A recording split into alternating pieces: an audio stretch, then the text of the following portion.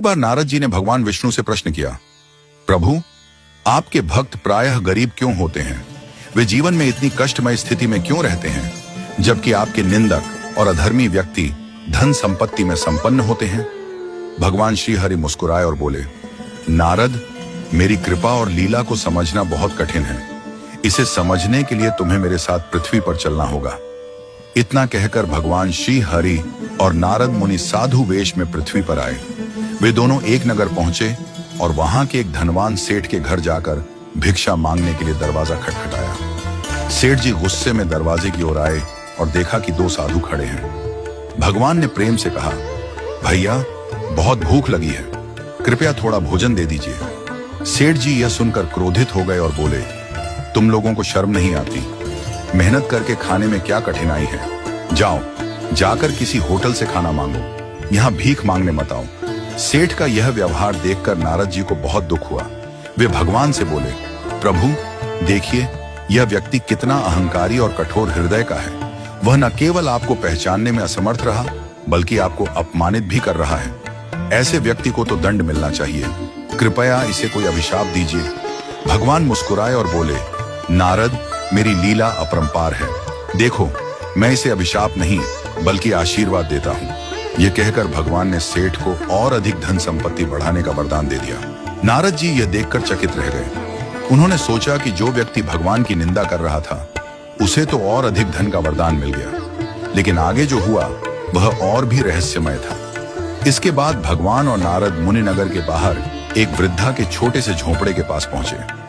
वह वृद्धा अत्यंत गरीब थी और उसकी संपत्ति केवल एक गाय थी, जिससे वह अपना जीवन यापन करती थी। भगवान ने वहां भी भिक्षा मांगी। माए, बहुत भूख लगी है, क्या हमें कुछ खाने को मिलेगा? वृद्धा अपने झोंपड़े से बाहर आई और आनंदित होकर बोली, प्रभु, मेरे पास आपके लिए देने को बहुत कुछ तो नहीं है, लेकिन जो भी है वह आपका ही दिया हुआ है। कृपया इसे स्वीकार करें। यह कहकर वृद्धा झटपट अंदर गई और अपनी गाय का ताजा दूध निकालकर 2 कटोरे में ले आई। उसने बड़े प्रेम और श्रद्धा से भगवान और नारद जी को वह दूध अर्पित किया। भगवान ने प्रेम पूर्वक दूध ग्रहण किया और वृद्धा को आशीर्वाद दिया। नारद जी यह देखकर प्रसन्न हुए और बोले, प्रभु, यह देखिए, यह भक्त आपको कितने प्रेम से भोग अर्पित कर रही है। इसने अपने पास जो भी था वह सब कुछ आपको समर्पित कर दिया। कृपया इसे कोई बड़ा वरदान दीजिए जिससे इसका जीवन सुखी हो जाए। भगवान ने थोड़ी देर सोचा और वृद्धा की गाय को मरने का अभिशाप दे दिया। यह सुनकर नारद जी अत्यंत व्याकुल हो गए। उन्होंने कहा, प्रभु, यह आपने क्या किया?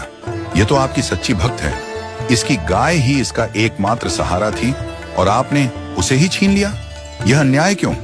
भगवान ने नारद जी की ओर देखा और बड़े प्रेम से समझाया, नारद, तुम्हें मेरी लीला समझ में नहीं आई। यह वृद्धा मेरी परम भक्त है और शीघ्र ही इसे यह संसार त्याग कर मेरे धाम आना था, किंतु इसकी गाय के प्रति अत्यधिक मोह था। जब इसका अंतिम समय आता तो यह भगवान का स्मरण करने के बजाय अपनी गाय की चिंता में ही लीन रहती। इससे इसका अगला जन्म गौ योनि में हो जाता और इसे अनेक दुख भोगने पड़ते। इसलिए मैंने इसकी गाय को पहले ही छीन लिया, ताकि जब इसका अंतिम समय आए तो इसका मन केवल मुझ में ही लगा रहे और यह सीधा मेरे धाम को प्राप्त कर सके। वहीं दूसरी ओर वह सेठ धन संपत्ति से इतना मोहग्रस्त है कि जब उसकी मृत्यु होगी तो उसका ध्यान केवल अपनी तिजोरी और सोने चांदी पर होगा।